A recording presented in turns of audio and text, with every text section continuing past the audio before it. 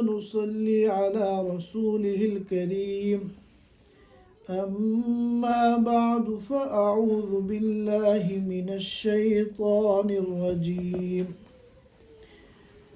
وجزاهم بما صبروا جنة وحريرا متكئين فيها على الأرائك لا يرون فيها شمسا ولا زمهريرا ودانية عليهم ظلالها وذللت قطوفها تذليلا ويطاف عليهم بآنية من فضة وأكواب كانت قوارير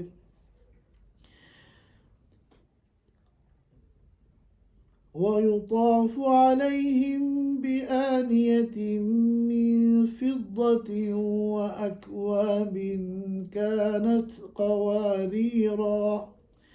قوارير من فضة قدروها تقديرا ويسقون فيها كأسا كان مزاجها زنجبيلا عينا فيها تسمى سلسبيلا ويطوف عليهم ولدان مخلدون إذا رأيتهم حسبتهم لؤلؤا منثورا وإذا رأيت ثم رأيت نعيما وملكا كبيرا عاليهم ثياب سندس خضر واستبرق وحلوا أساور من فضة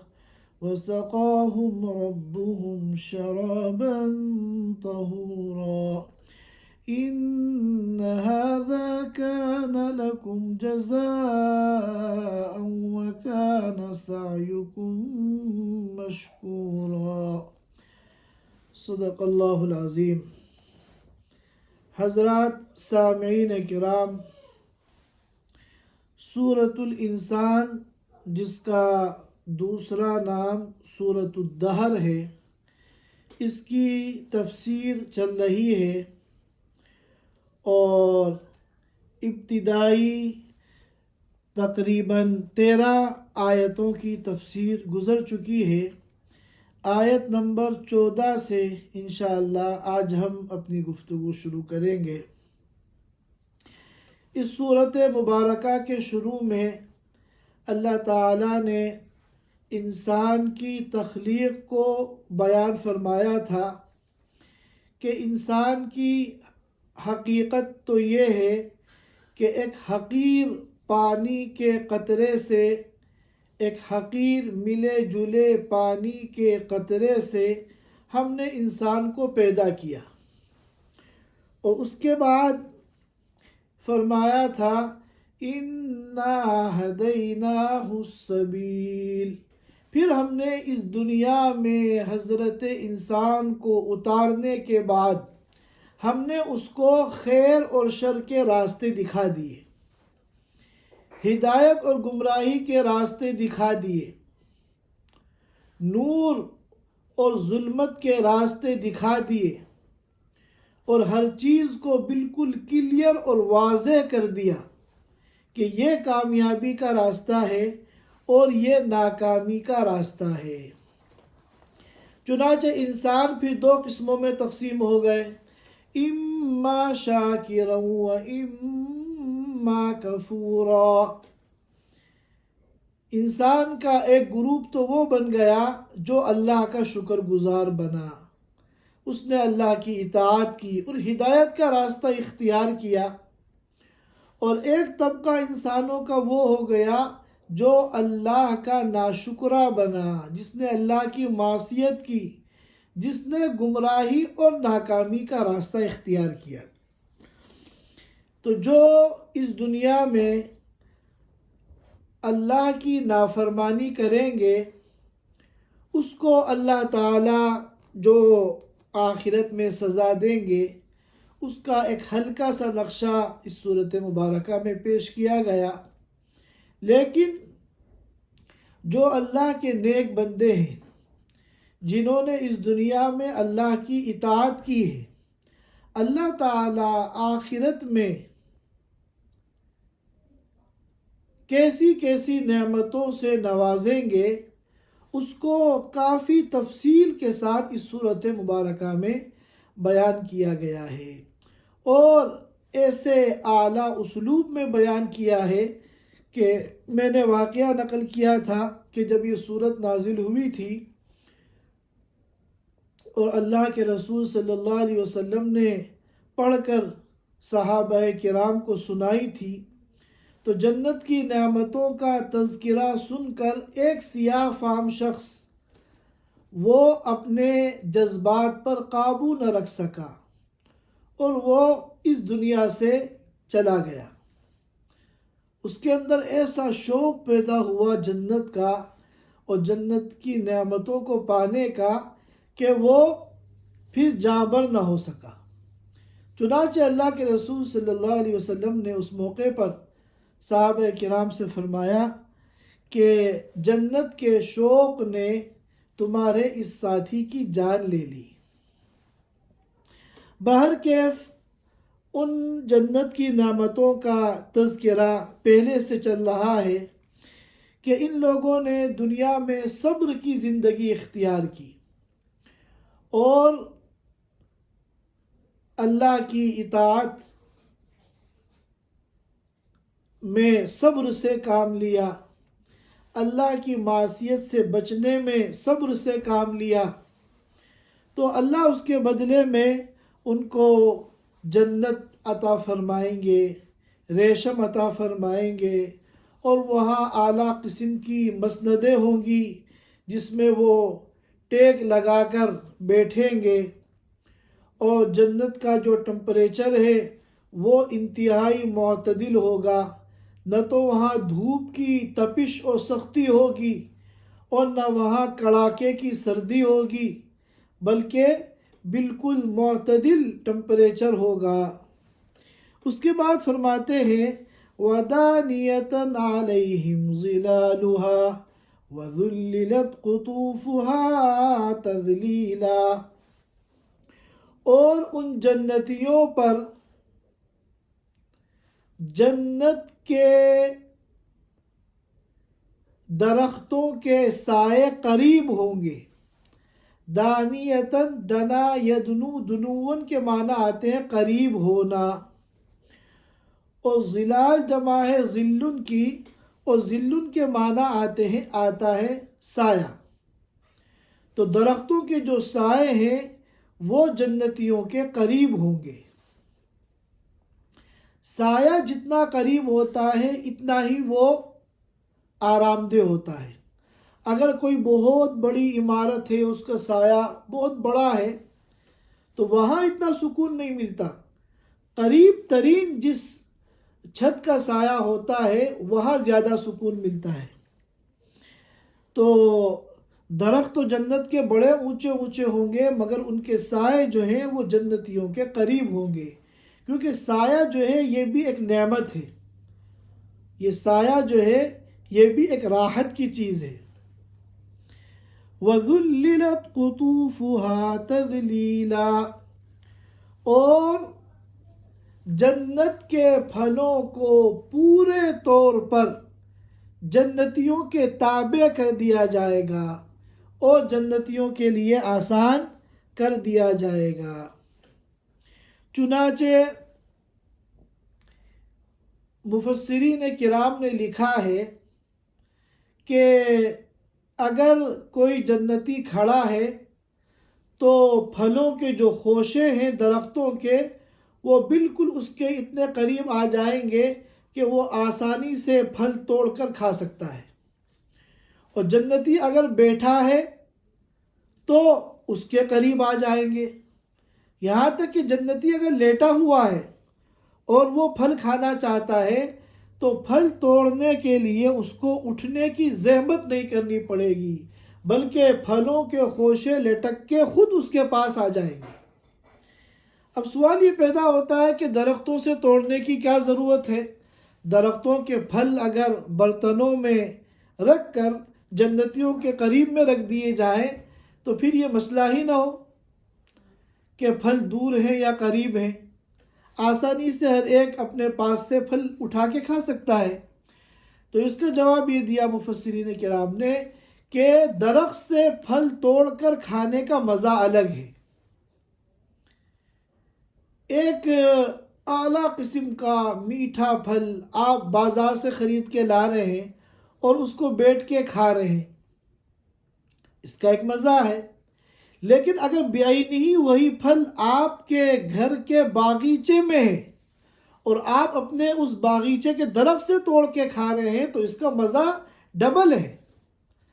تو جنتیوں کے مزے میں کوئی کمی نہیں آنی چاہیے، تو پھل بھی وہ درختوں سے توڑ کر کھائیں گے، اور تاکہ زحمت نہ ہو اس لیے درختوں تک ان کو جانا نہیں پڑے گا، بلکہ درخت جو ہیں وہ ان کے جو پھل ہیں اور پھلوں کے جو خوشے ہیں وہ جنتیوں کے تابع کر دیے جائیں گے، ان کے لیے آسان کر دی جائیں گے، خود ان تک پہنچ جائیں گے، اور وہ لیٹے ہوئے، بیٹھے ہوئے، کھڑے ہوئے، جس کنڈیشن میں ہوں گے ہاتھ بڑھا کے پھل توڑیں گے اور اس کو کھائیں گے۔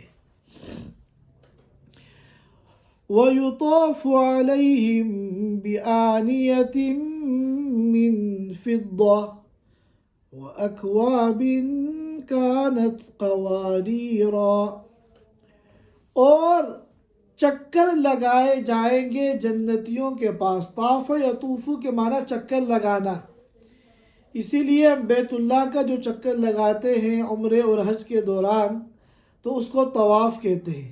طاف یطوف کے معنی آتے ہیں گھومنا، چکر لگانا۔ تو چکر لگائے جائیں گے ان جنتیوں کے پاس چاندی کے برتنوں کے ساتھ، یعنی چاندی کے برتنوں میں ڈشیں اور کھانے پینے کی چیزیں آئیں گی اور جائیں گی۔ چکر لگانے کا مطلب آنا اور جانا۔ جیسے ہم کہتے ہیں کہ پہلے کھانے کا دور چلا تو کھانے کے برتن آئے اور کھا لیا اور پھر وہ چلے گئے۔ اس کے بعد پھر پھل کا دور چلا، پھلوں میں برتن آئے اور پھر پھل کھا لیے گئے، پھر وہ برتن چلے گئے۔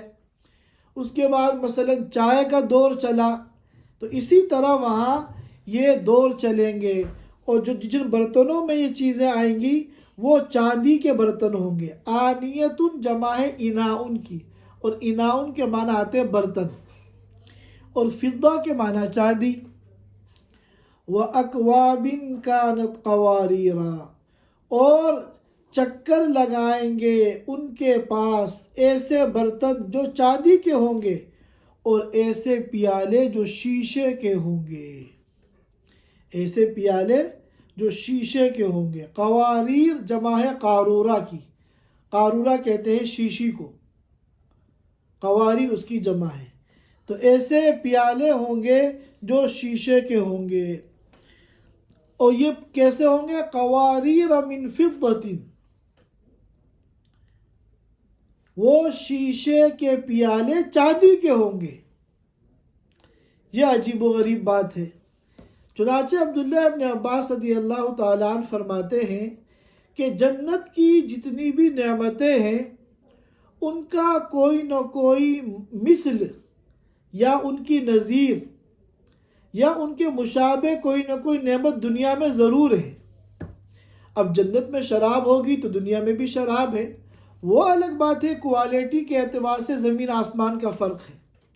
جنت میں اگر دودھ ہے تو دنیا میں بھی دودھ ہے، وہ الگ بات ہے کہ دونوں دودھوں میں کوئی تقابل نہیں ہے، کوالٹی اور مزے میں دونوں میں زمین آسمان کا فرق ہے، لیکن بہرحال اس کے مشابہ چیز یہاں بھی موجود ہے۔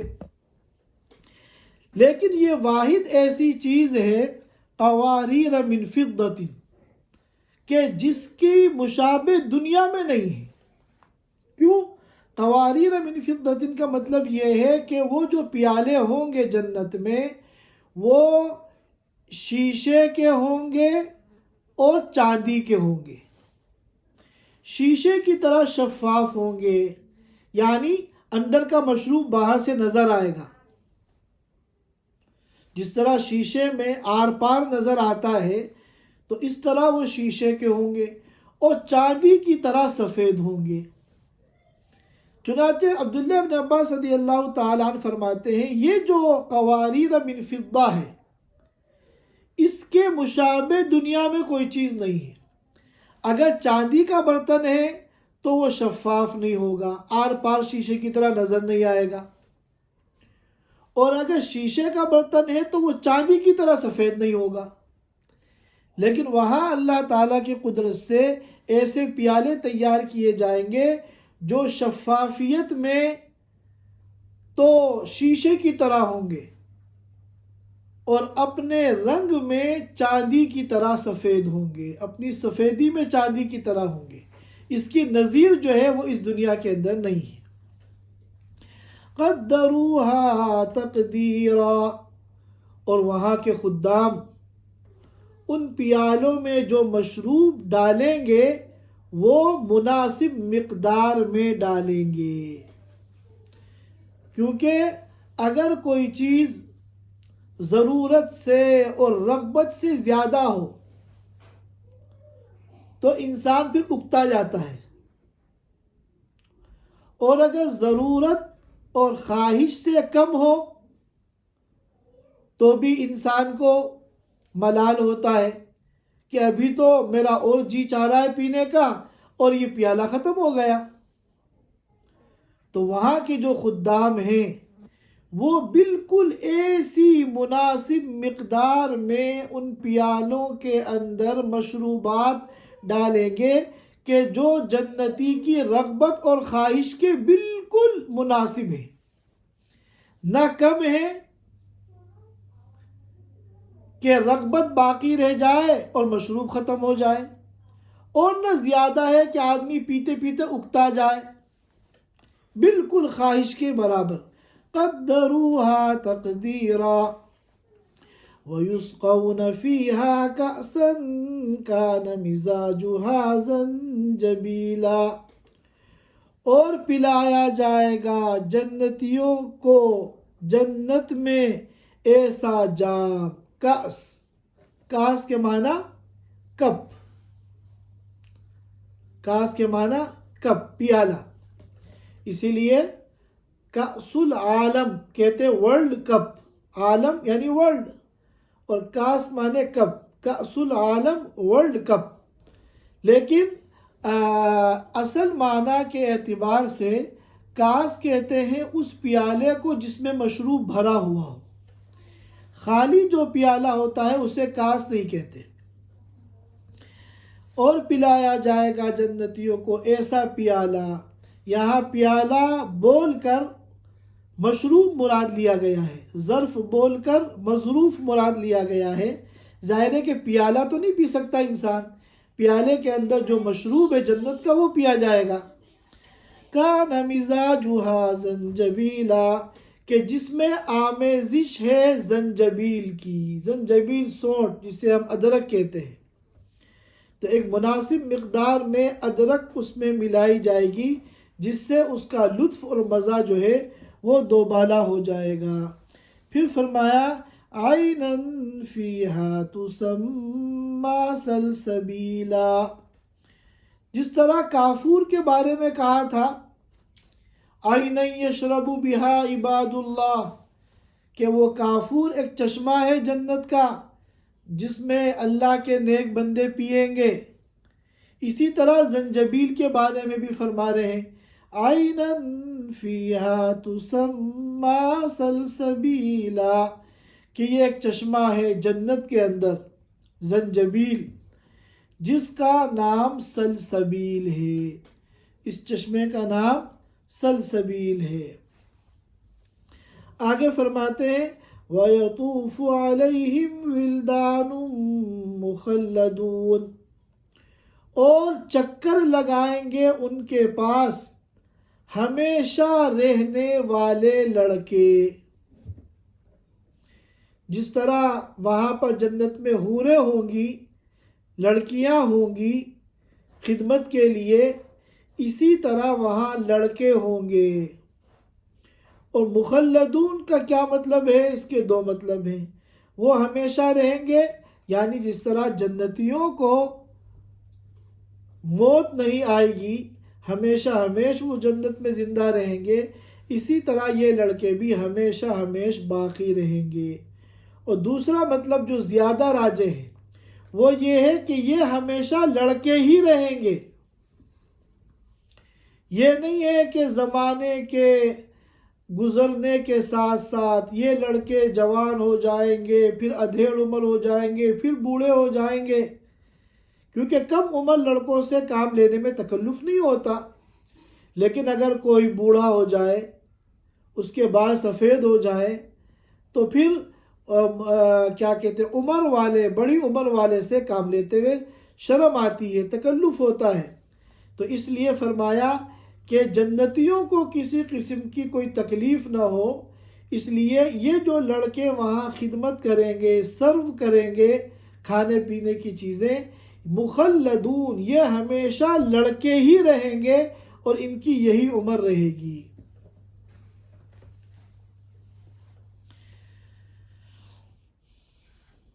اذا رأيتهم حسبتهم لؤلؤا منثورا، جب آپ ان لڑکوں کو دیکھیں گے تو آپ ان کو بکھرے ہوئے موتی سمجھیں گے، یعنی موتی کی طرح یہ خوبصورت ہوں گے، کیونکہ خدمت گزار اگر گندا سندہ ہو تو انسان کو جو ہے تکلیف ہوتی ہے، لیکن وہ جنت میں کے جو یہ خدمت گزار ہوں گے لڑکے، یہ موتیوں کی طرح خوبصورت ہوں گے، اور موتی بھی بکھرے ہوئے۔ موتی اگر لڑی کے اندر پروئے ہوئے ہوتے ہیں وہ اتنے خوبصورت نہیں لگتے جتنے بکھرے ہوئے موتی خوبصورت لگتے ہیں۔ تو اتنی بڑی تعداد میں یہ لڑکے ہوں گے، کوئی جا رہا ہے، کوئی آ رہا ہے، تو سرو کریں گے کھانے پینے کی چیزیں کہ اگر ان کے مجموعے پہ نگاہ ڈالیں تو خوبصورتی کے اعتبار سے، اور ہر ایک جا رہا ہے، ایک آ رہا ہے، بڑی تعداد میں اس طرح نظر آئیں گے جیسے بکھرے ہوئے موتی ہوں۔ وَإِذَا رَأَيْتَ ثَمَّ رَأَيْتَ نَعِيمًا وَمُلْكًا كَبِيرًا، اور جب آپ وہاں دیکھیں گے، جنت میں جب آپ نگاہ ڈالیں گے، وَإِذَا رَأَيْتَ ثَمَّ رَأَيْتَ نَعِيمًا وَمُلْكًا كَبِيرًا، تو رَأَيْتَ نَعِيمًا، تو آپ کو نعمتوں کا ایک جہان نظر آئے گا، وہاں نعمتوں کی ایک دنیا نظر آئے گی۔ وَمُلْكًا كَبِيرًا، اور بڑی سلطنت آپ کو وہاں نظر آئے گی۔ ظاہر ہے کہ دنیا میں کتنا بڑا سے بڑا آپ محل بنا لیں، وہ محدود زمین میں ہوتا ہے۔ کتنا بڑا بھی آپ محل بنا لیں، آپ اپنے اس محل کے بادشاہ نہیں، اور وہ محل آپ کی سلطنت نہیں۔ لیکن وہاں جنت ہر جنتی کو اتنی بڑی دی جائے گی کہ وہ گویا کہ پوری ایک سلطنت ہوگی، اور وہ اپنی اس سلطنت کا حاکم اور بادشاہ ہوگا۔ چنانچہ حضرت عمر رضی اللہ تعالیٰ عنہ کا قول امام طبری نے اپنی تفسیر میں نقل کیا ہے کہ جنتیوں میں جو سب سے ادنا جنتی ہوگا، جس کی جنت سب سے زیادہ چھوٹی ہوگی، اس کی جنت کا یہ حال ہوگا کہ اگر جب وہ نگاہ ڈالے گا اپنی جنت پر تو وہ اتنی بڑی ہوگی کہ ایک کونے سے دوسرے کونے تک اگر وہ جانا چاہے، اگر کوئی جانا چاہے تو 1000 سال میں وہاں تک پہنچے۔ اور ایک روایت تو اللہ کے رسول صلی اللہ علیہ وسلم کی غالباً مسلم شریف کے اندر ہے کہ ادنا جنتی کو، سب سے کم درجے کا جو جنتی ہے، جس کی جنت سب سے زیادہ چھوٹی ہے، وہ جنت اس دنیا کے 10 گنا برابر ہوگی۔ اب سوال یہ پیدا ہوتا ہے کہ جب اتنی بڑی جنت ہوگی کہ ایک کونے سے دوسرے کونے تک جانے میں 1000 سال کی مسافت ہو، یا اتنی بڑی جنت ہوگی جو 10 دنیا کے برابر ہو، اور یہ تو وہ جنت ہے جو سب سے چھوٹی ہے، اور جو اللہ کے مقرب بندے ہیں، ابرار ہیں اور اتقیاء ہیں، انبیاء ہیں، ان کی جنتوں کا کیا حال ہوگا؟ تو اتنے بڑے گھر کا کیا فائدہ کہ آدمی اس کو دیکھ ہی نہ پائے؟ تو جواب یہ ہے کہ یہ جو پرابلم ہے یہ دنیا کی ہے، آخرت کی نہیں۔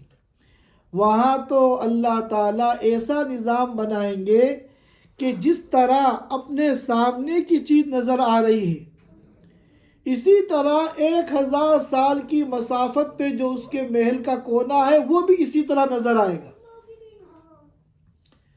قریب اور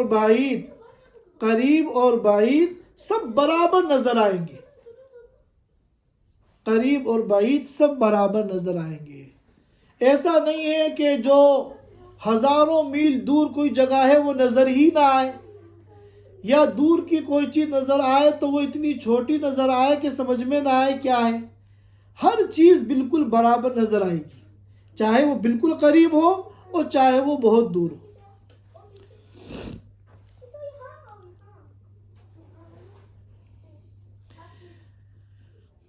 اس کے بعد فرمایا عالیہم ثیاب سندس خضر و استبرق، ان کے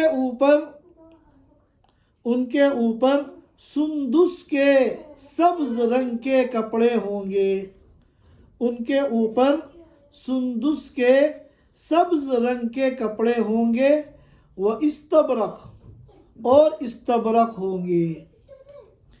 سندس کہتے ہیں اس ریشم کو جو باریک ہے، باریک ریشم، اور استبرق کہتے ہیں اس ریشم کو جو دبیز ہے، موٹا ہے۔ تو ان جنتیوں کے اوپر، ان کے جسم پر باریک ریشم کے سبز رنگ کے کپڑے ہوں گے، اور استبرق یعنی دبیز اور موٹا ریشم ہوگا۔ اب یہ جو 2 قسمیں بیان کی گئی ہیں حریر کی، کہ باریک ریشم اور موٹا ریشم، یہ بھی ہو سکتا ہے کہ دونوں قسمیں الگ الگ ہوں، یہ بھی ہو سکتا ہے کہ الگ الگ قسم کے کپڑے ہوں۔ بعض لباس جنتیوں کے باریک ریشم کے بنے ہوئے ہوں، اور بعض لباس جنتیوں کے موٹے ریشم کے بنے ہوئے ہوں۔ اور ایسا بھی ہو سکتا ہے کہ ایک ہی لباس میں دونوں ریشم استعمال ہوئے ہوں، جیسا کہ آج کل ہم لوگ شیروانی سلواتے ہیں یا کوٹ سلواتے ہیں، تو اندر باریک کپڑا ہوتا ہے اور اوپر جو ہے موٹا کپڑا ہوتا ہے۔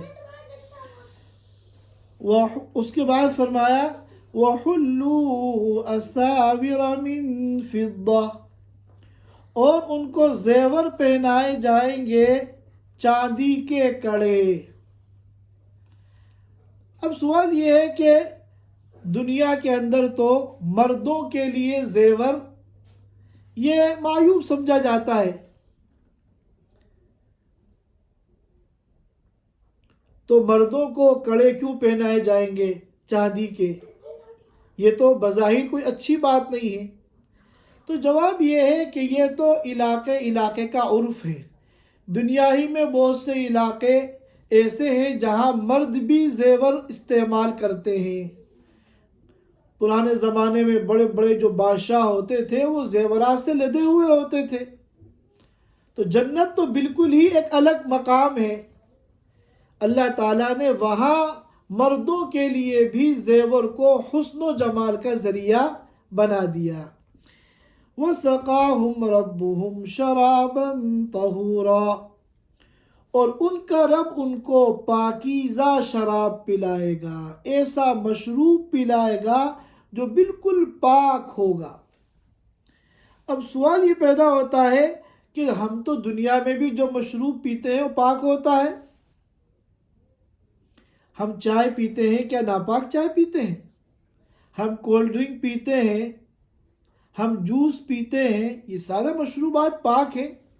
اگر ادنا سا بھی ہمیں شک ہو جائے کسی چائے، دودھ، کولڈ ڈرنک، جوس وغیرہ میں کہ اس میں ناپاکی گر گئی ہے تو ہم نہیں پئیں گے۔ تو یہ جنتیوں کی کیسی خصوصیت ہے، ہم تو دنیا میں بھی پاک ہی مشروب پیتے ہیں، اللہ ہمیں دنیا میں بھی پاک ہی مشروبات پلاتا ہے۔ تو اس کا جواب یہ ہے کہ دونوں کی پاکی میں بہت فرق ہے۔ دنیا میں تو بے شک ہم پاک مشروبات پیتے ہیں، لیکن تھوڑی ہی دیر میں وہ ناپاک ہو جاتا ہے، پیشاب بن جاتا ہے، اور پیشاب ناپاک ہے۔ لیکن جنت کے جو یہ مشروبات ہم پئیں گے یہ پاک تھے، پاک ہیں اور پاک رہیں گے، وہ پیشاب نہیں بنیں گے۔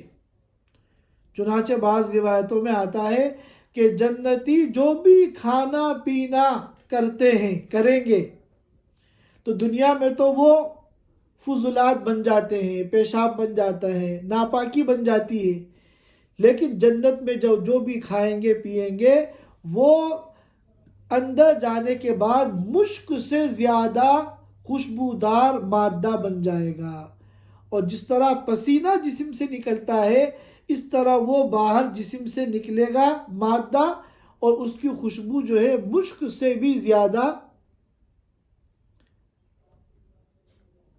عالی شان ہوگی، اور اس طرح جو کچھ کھایا ہے وہ سب ہضم ہو جائے گا، پھر نئے کھانے کی خواہش اور بھوک پیدا ہو جائے گی۔ اس کے بعد فرمایا إِنَّ هَذَا كَانَ لَكُمْ جَزَاءً وَكَانَ سَعْيُكُمْ مَشْكُورًا، بے شک یہ تمہارا بدلہ ہے۔ یہ ساری نعمتیں دینے کے بعد